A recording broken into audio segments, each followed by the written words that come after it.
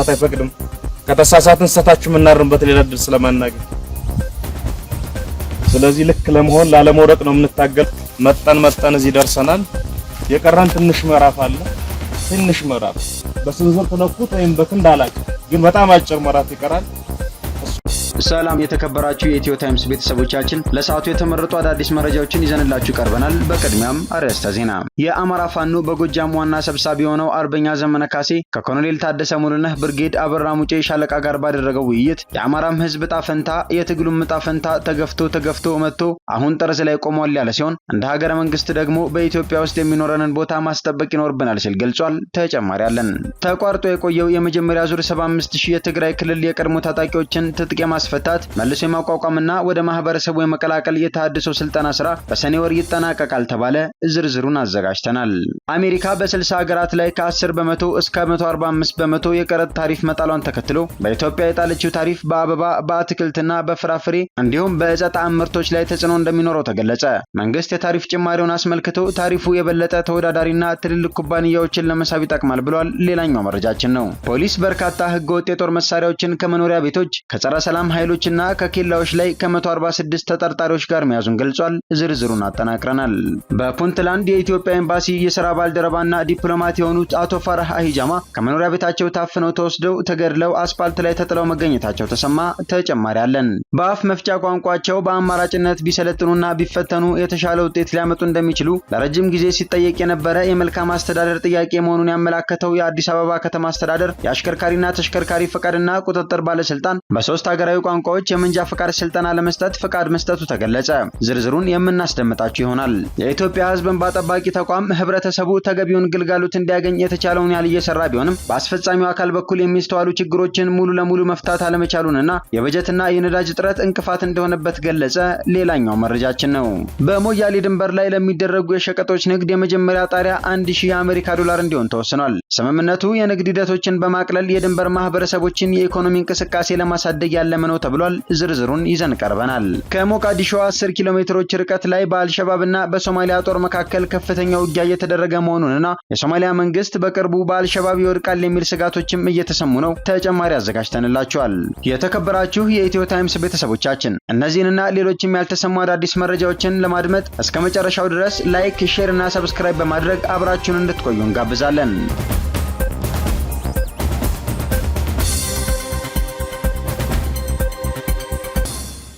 የትግራይ የቀድሞ ታጣቂዎች የተሃድሶ ስልጠና በሰኔ ወር ይጠናቀቃል ተባለ።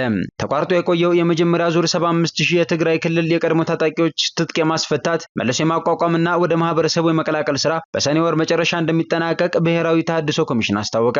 ኮሚሽኑ በ2017 ዓ.ም ሰኔ ወር መጨረሻ ላይ የትግራይ ክልል የቀድሞ ታጣቂዎችን የሰራዊት ብተና ለማድረግ ከክልሉ ጊዜያዊ አስተዳደርና ከመከላከያ ሚኒስቴር ጋር በመሆን ቅድመ ተዋጊ መሆናቸውን የማረጋገጥ የመመዝገብና ከተመዘገቡ በኋላ ደግሞ ዲጂታል መታወቂያ የመስጠት ስራ የሚያከናውን መሆኑን የብሔራዊ ተሃድሶ ኮሚሽን ኮሚዩኒኬሽን እና ዓለም አቀፍ ግንኙነት ዳይሬክተር አቶ ሀብታሙ መለሰ ተናግረዋል።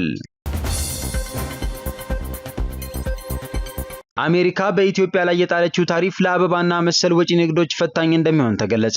መንግስት ግን ታሪፉ የበለጠ ተወዳዳሪና ትልልቅ ኩባንያዎችን ለመሳብ ይጠቅማል ብሏል።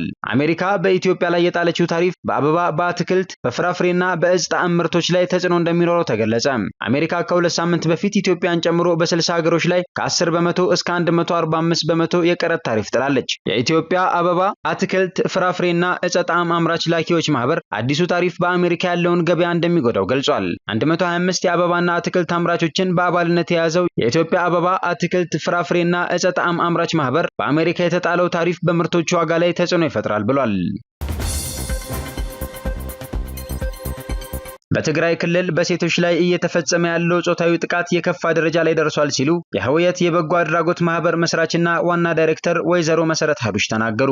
ህወየት የበጎ አድራጎት ማህበር በትግራይ ክልል ጾታን መሰረት ያደረገ ጥቃትን ለመከላከል በክልሉ ለ2 ዓመታት በተካሄደው ጦርነትና በኋላ ያጋጠሙ ተግዳሮቶችን ለመቋቋም የተቋቋመ ማህበር መሆኑንና ለተረፉት ድጋፍ፣ ፈውስና ኃይልን ለማጎልበትም እንደሚሰራ ይነገራል። የህወየት መስራችና ዋና ዳይሬክተር ወይዘሮ መሰረት ሀዱሽ በስራው ዓለም ከአንደኛ ደረጃ እስከ ዩኒቨርሲቲ ባሉ የትምህርት ተቋማት ተቋማት በመምህርነት ያገለገሉ ሲሆን ለበርካታ ዓመታትም የተለያዩ የሙዚቃ መሳሪያዎችን ይጫወቱ ነበር። በትግራይ ክልል የአይዶል ሾው ውድድር በማዘጋጀትም ይታወቃሉ። ወይዘሮ መሰረት የመጀመሪያና የሁለተኛ ደረጃ ትምህርታቸውን የተከታተሉት በትግራይ ክልል መቀሌ ከተማ ነው። ከአዲስ አበባ ያሬድ ሙዚቃ ትምህርት ቤት በሙዚቃ በ2004 ዓ.ም የመጀመሪያ ዲግሪያቸውን አግኝተዋል። ሁለተኛ ዲግሪያቸውን ከመቀሌ ዩኒቨርሲቲ በ2012 ዓ.ም በተመሳሳይ የትምህርት መስክ ማግኘታቸውን ያስረዳሉ። በሞያሌ ድንበር የንግድ ልውውጥ በ$1000 ጣሪያ ሊጀመር ነው። ኢትዮጵያና ኬንያ ለሁለት ዓመታት በዘለቀ ድርድር በአፍሪካ አህጉራዊ ነፃ የንግድ ቀጠና ማዕቀፍ የሁለትዮሽ የንግድ ልውውጥን ለማቀላጠፍ የሚያስችል የመግባቢያ ስምምነት ተፈራርመዋል። በዚህም መሰረት በሞያሌ ድንበር ላይ ለሚደረጉ የሸቀጦች ንግድ የመጀመሪያ ጣሪያ $1000 እንዲሆን ተወስኗል። በሞምባሳ የተጠናቀቀው ይህ ስምምነት የንግድ ሂደቶችን በማቅለል የድንበር ማህበረሰቦችን የኢኮኖሚ እንቅስቃሴ ለማሳደግ ያለመ ነው ተብሏል። ፖሊስ በርካታ ህገወጥ የጦር መሳሪያዎችን ከ146 ተጠርጣሪዎች ጋር ያስኩኛለ። የኢትዮጵያ ፌዴራል ፖሊስ በበጀት ዓመቱ 9 ወራት በርካታ ህገወጥ የጦር መሳሪያዎችን ከ146 ተጠርጣሪዎች ጋር መያዙን አስታውቋል። በዚህም መሰረት ህገወጥ የጦር መሳሪያ ዝውውርን ለመከላከል በተደረገው ኦፕሬሽን 121 የጦር መሳሪያዎችን ከመኖሪያ ቤቶች፣ 8989 ከጸረ ሰላም ኃይሎችና 36 የጦር መሳሪያዎችን ከኬላዎች ላይ መያዙን ገልጿል። በተጨማሪም 6351 የተለያዩ የጦር መሳሪያ ጥይቶች ከመኖሪያ ቤቶች፣ 8989 ከጸረ ሰላም ኃይሎች 51846 በኬላዎች ተይዟል መባሉን የፌዴራል ፖሊስ መረጃ አመላክቷል። እንዲሁም 236 የተለያዩ የጦር መሳሪያ ካዝናዎች በመኖሪያ ቤቶችና 148 በኬላዎች ላይ መያዛቸውን ጠቁሟል። በተመሳሳይ አንድ ብሬን ከጸረ ሰላም ኃይሎች፣ 2 ብሬን በኬላዎች የተያዘ ሲሆን 31 የተለያዩ ቦምቦች ከመኖሪያ ቤቶች፣ 25 ቦምቦች ከጸረ ሰላም ኃይሎች፣ 122 ቦምቦችን በኬላዎች መያዙን ፖሊስ አስታውቋል። 32 የተለያዩ ህገወጥ ሽጉጦችን ከመኖሪያ ቤቶች፣ 128 ሽጉጦችን ከጸረ ሰላም ኃይሎች፣ 102 ደግሞ በኬላዎች መያዝ መቻሉንም ጠቅሷል። እንዲሁም አንድ ስናይፐር ከጸረ ሰላም ኃይሎች በኤግዚቢትነት መያዙንና 146 ተጠርጣሪዎችን በቁጥጥር ስር መዋላቸውን አስረድቷል። የኢትዮጵያ አየር መንገድ ወደ ናይጄሪያ ኢኑጉ ከተማ የሚያደርገውን በረራ በጊዜያዊነት አቋረጠ። የኢትዮጵያ አየር መንገድ ወደ ናይጄሪያዋ ኢኑጉ አካኑ ኢቢያም ዓለም አቀፍ አውሮፕላን ማረፊያ የሚያደርገውን በረራ እስከ ሚያዝያ 28 ቀን 2017 ዓ.ም ድረስ ማቋረጡን አስታውቋል። በረራው የተቋረጠው በአውሮፕላን ማረፊያው እየተከናወነ በሚገኘው የጥገና ስራ ምክንያት መሆኑንም አየር መንገዱ ገልጿል። በበረራው መቋረጥ ምክንያት ደንበኞቹ ላይ ለሚደርሰው መጉላላት ይቅርታ የጠየቀው አየር መንገዱ ውሳኔው የደንበኞቹን ደህንነት ለመጠበቅ ሲል የተደረገ መሆኑን በማህበራዊ ትስስር ገጹ አስታውቋል። ኢትዮጵያዊው ዲፕሎማት በታጣቂዎች ታፍነው ተወስደው መገደላቸው ተሰማ። አቶ ፋራህ አሂጃማ የተባሉት በፑንትላንድ የኢትዮጵያ ኤምባሲ የሥራ ባልደረባና ዲፕሎማት ሲሆኑ ትናንት ቅዳሜ ሚያዝያ 12 ቀን 2017 ዓ.ም ከመኖሪያ ቤታቸው ታፍነው ተወስደው ተገድለው አስፓልት ላይ ተጥለው ተገኝተዋል ተብሏል። በጉዳዩ ላይ ኤምባሲው ያለው ነገር የለም።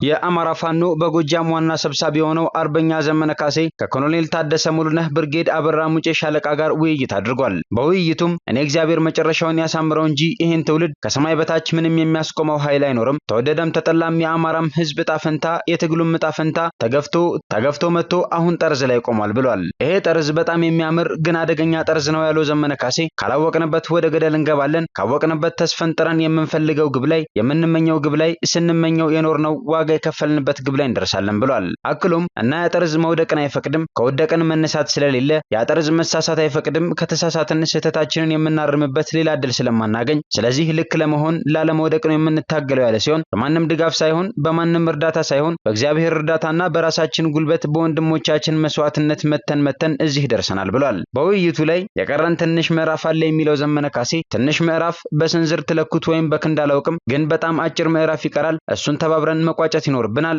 ያውም በፍጥነት ጊዜ የለንም። በፍጥነት መቋጨትና የከበበን ነባራዊ ሁኔታ በሚፈቅደው ልክ መሳተፍን በሚገባ ልክ ተሳትፎ አድርገን ህዝባችንን እንደ ህዝብ ማዳን፣ እንደ ሀገረ መንግስት ደግሞ በኢትዮጵያ ውስጥ የሚኖረንን ቦታ ማስጠበቅና አማራ እንደ ህዝብ በሰላም በፍቅር በክብር ከሌሎች ህዝቦች ጋር የሚኖርበትን ዘመን ማምጣት ስለሚኖርብን በፍጥነት መስራት ይኖርብናል ሲል አሳስቧል። ለጠቅላይ ቤተ ክህነት የገባ ምንም አይነት ደብዳቤ እንደሌለ የኢትዮጵያ ኦርቶዶክስ ተዋሕዶ ቤተክርስቲያን መንበረ ፓትርያርክ ጠቅላይ ጽሕፈት ቤት ገለጸ። በአንዳንድ ማህበራዊ ሚዲያዎች ላይ እፎይ የተባለ የማህበራዊ ሚዲያ አንቂን ለብፁዕ አቡነ አብርሃም የገባ ደብዳቤ አመራር እንዳይሰጥበትና ቋሚ ሲኖዶስ ውሳኔ እንዳይሰጥበት ተደርጓል ሲል የገለጸው ጽሕፈት ቤቱ ይህ የሆነው ደግሞ በብፁዕ አቡነ አብርሃም ቀጥተኛ ትዕዛዝ እንደሆነ ተደርጎ በስፋት የሚሰራጭ ዜና መኖሩና ብዙዎችን እያደናገረ መሆኑ ይታወቃል ብሏል። ይሁንና ወደ ቋሚ ሲኖዶስም ሆነ ወደ ብፁዕ አቡነ አብርሃም እፎይ የተባለ የማህበራዊ ሚዲያ አንቂን በተመለከተ በአካል ቀርቦ ምንም አይነት ማመልከቻ ያስገባ አካል አለመኖሩና በማህበራዊ ሚዲያ በዚህ ዙሪያ ብፁዕ አቡነ አብርሃምን መሰረት በማድረግ የሚተላለፈው ዘገባ ፍጹም ሐሰተኛና መሰረተ ቢስ መሆኑን እየጠቆምን እውነትነት የሌለው መረጃን በማሰራጨት የብፁዓን አባቶችን ስም ለማጥፋትና መልካም ስማቸውን ለማጠልሸት የሚደረገው ሙከራ ሁሉ ተቀባይነት የሌለውና ሐሰት ስለሆነ ምዕመናንና ምዕመናት ሐሰተኛ መረጃ በማሰራጨት ሊያደናግሩ ከሚፈልጉ አካላት ራሳችሁን እንድትጠብቁ ለማሳሰብ እንወዳለን ሲል ገልጿል። በሶስት ሀገራዊ ቋንቋዎች የመንጃ ፍቃድ ስልጠና ለመስጠት ተፈቀደ።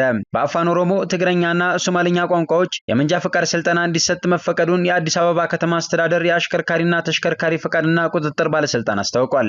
ባለስልጣኑ በሪፎርም ሂደት ውስጥ እንደሚገኝና ለረጅም ጊዜ ሲጠየቁ የነበሩ በርካታ የተገልጋዮችን የመልካም አስተዳደር ጥያቄዎች እየፈታ እንደሚገኝ ገልጿል። ተቋሙ ከሚሰጣቸው በርካታ አገልግሎቶች ውስጥ አዲስ የመንጃ ፍቃድ አገልግሎት አንዱ ሲሆን የእጩ አሽከርካሪዎች የንድፈ ሐሳብ ስልጠናና ፈተና በአማርኛ ቋንቋ ብቻ ሲሰጥ እንደነበር ጠቅሷል። በአፍ መፍቻ ቋንቋቸው በአማራጭነት ቢሰለጥኑና ቢፈተኑ የተሻለ ውጤት ሊያመጡ እንደሚችሉ ለረጅም ጊዜ ሲጠየቅ የነበረ የመልካም አስተዳደር ጥያቄ መሆኑን የባለስልጣኑ መረጃ አመላክቷል። ይህንን ተከትሎም ተቋሙ በዝርዝር ጉዳዩን ፈትሾ የአካታችነት ጥያቄው አሳማኝ መሆኑንና የተሟላ የካሪኩለም ዝግጅት ስራ መጠናቀቁን በማንሳት ለመንጃ ፍቃድ ስልጠና በሶስት ሀገራዊ ቋንቋዎች ስልጠና እንዲሰጥ መወሰኑን አስታውቋል። በዚህም ፍቃድ ከተሰጣቸው 137 ማሰልጠኛ ተቋማት ውስጥ ከአማርኛ በተጨማሪ በአፋን ኦሮሞ፣ ትግረኛና ሶማሊኛ ቋንቋዎች ለማሰልጠን ፈቃደኛ መሆናቸው ተገልጿል። ስለሆነም ሞዴል ተቋማት ለሆኑ 12 ማሰልጠኛ ተቋማት ፈቃድ መሰጠቱን የተጠቆመው። በሌላ በኩል እጩ አሽከርካሪዎች ከአማርኛ በተጨማሪ በቀረቡት የቋንቋ አማራጮች መሰልጠንና መፈተን እንደሚችሉ ባለስልጣኑ አስገንዝቧል። የመቀለ ቅርንጫፍ እንባ ጠባቂ ተቋም የበጀትና የነዳጅ እጥረት እንዳጋጠመው አስታወቀም። ተቋሙ ህብረተሰቡ ተገቢውን ግልጋሎት እንዲያገኝ የተቻለውን ያህል እየሰራ ቢሆንም በአስፈጻሚው አካል በኩል የሚስተዋሉ ችግሮችን ሙሉ በሙሉ መፍታት አለመቻሉን አስታውቋል። ወደ ተቋሙ የሚመጡ አቤቱታ አቅራቢዎች ሁለት ተከታታይ እርከን ያላቸውን ኃላፊዎች ምላሽ መያዝ ሲኖርባቸው አብዛኞቹ አቤቱታ አቅራቢዎች ይህን ሳያሟሉ እንደሚመጡ ተገልጿል። ይህም በአስፈጻሚው አካል የሚሰጠው አገልግሎት ሙሉ ለሙሉ ተደራሽ አለመሆኑን የሚያሳይ ነው ተብሏል። የኢትዮጵያ እንባ ጠባቂ ተቋም መቀሌ ቅርንጫፍ ጽሕፈት ቤት ኃላፊ አቶ ፀሐዬ እምባዬ ይህንን ችግር ለመፍታት ለአስፈጻሚው አካል የግንዛቤ ማስጨበጫ መስጠት አስፈላጊ ቢሆንም እያጋጠመን ያለው የበጀት እጥረት ግንዛቤ ለመስጠት እንቅፋት ሆኖብናል ሲሉ ገልጸዋል። ከዚህ ባለፈ የምርመራና የቁጥጥር ስራዎችን ለመስራት አዳጋች እየሆነ መምጣቱንም አንስተዋል። አብዛኞቹ ቅሬታ አቅራቢዎች ከመቀሌ፣ ከአዲግራትና ማጮ የሚመጡ ሲሆን ከዚህ ባለፈ ያሉት በርቀቱ የተነሳ መምጣት ካለመቻላቸው በተጨማሪ ወደ እነሱም ሄዶ አገልግሎት ለመስጠት የበጀትና የነዳጅ እጥረት እንቅፋት መሆኑን የገለጹት ኃላፊው በቀጣይ ከሚመለከተው አካል መፍትሄ ይሰጣል ብለን እናስባለን ሲሉ ገልጸዋል። የሶማሊያ ጦር እየፈረሰ አልሸባብ ወደ ዋና ከተማዋ ሞቃዲሾ እየገሰገሰ መሆኑ እየተዘገበ ነው። ዛሬ ከሞቃዲሾ 10 ኪሎ ሜትሮች ርቀት ላይ በአልሸባብና በሶማሊያ ጦር መካከል ከፍተኛ ውጊያ እየተደረገ መሆኑን ሶማሊያ ጋርዲያን ዘግቧል። የአሚሶም ጦርም የአልሸባብን ግስጋሴ ማስቆም ተስኖታል። የአሁኑ የአልሸባብ ግስጋሴን ከታሊባን የ2021 ግስጋሴ ጋር እያነጻጸሩት ያሉ በርካታ ወታደራዊ ጠበብቶችና የፖለቲካ ተንታኞች የሶማሊያ መንግስት በቅርቡ በአልሸባብ ይወድቃል የሚል ስጋታቸውን እያስቀመጡ ይገኛሉ። የኢትዮጵያና የአሜሪካ አየር ኃይሎች የአልሸባብን ግስጋሴ ለማስቆም ተደጋጋሚ የአየር ድብደባ ቢፈጽሙም ማስቆም አልተሳካላቸውም። አልሸባብ ሞቃዲሾን የሚቆጣጠር ከሆነ ሶማሊያ ሌላ ታሪክ ውስጥ እንደምትገባ ሰፊ ትንታኔዎች እየተሰጡ ነው።